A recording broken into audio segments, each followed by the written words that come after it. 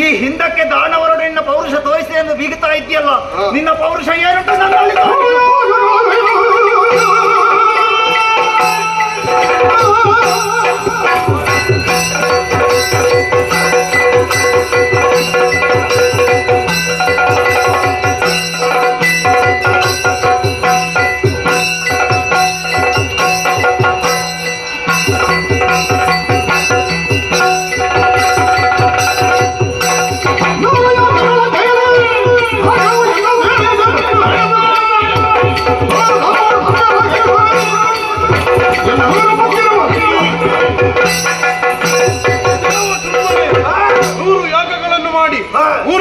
ವರದಿಂದ ಪಡೆದಂತಹ ಈ ನಾಗಲೋಕವನ್ನು ನಿನಗೆ ಬಿಟ್ಟುಕೊಡಬೇಕು.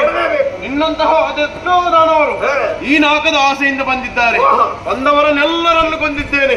ನಿನ್ನನ್ನು ಬಿಡುವನೆಂದು ಭಾವಿಸಿದೆ. ನಿನಗೂ ಅದೇ ಗತಿ ಬಾ.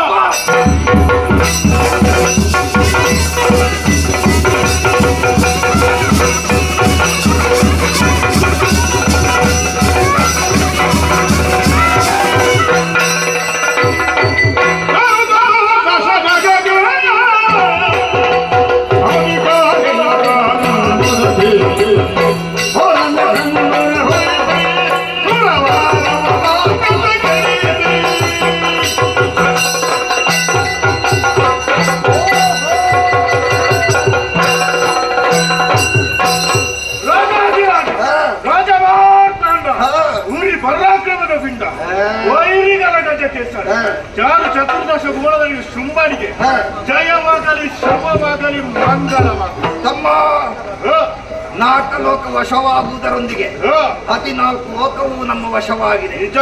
ಎಲ್ಲರೂ ಹೇಳುವುದೇಗೆ, ಚಾರು ಚತುರ್ದಶ ಜಗಕ್ಕೆ ಅಧಿಕಾರಿ ನಾನು. ಎಲ್ಲ ಕಡೆ ರಂಗುರ ಹೊರಿಸಬೇಕು.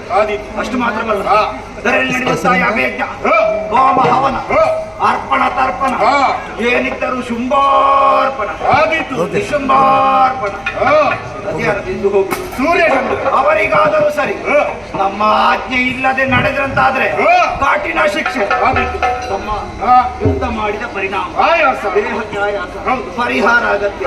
ಹೀಗೆ ಬಾ, ಹೀಗೆ ಬಾ.